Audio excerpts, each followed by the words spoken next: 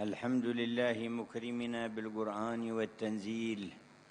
وبيانه على لسان عبده المجتبى المصطفى محمد ذي القدر الجليل.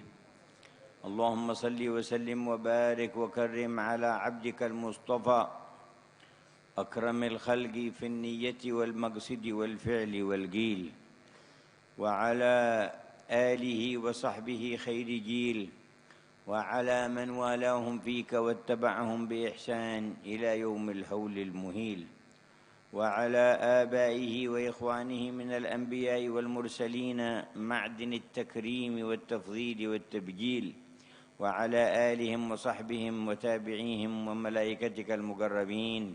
وجميع عبادك الصالحين، وعلينا معهم وفيهم برحمتك يا أرحم الراحمين.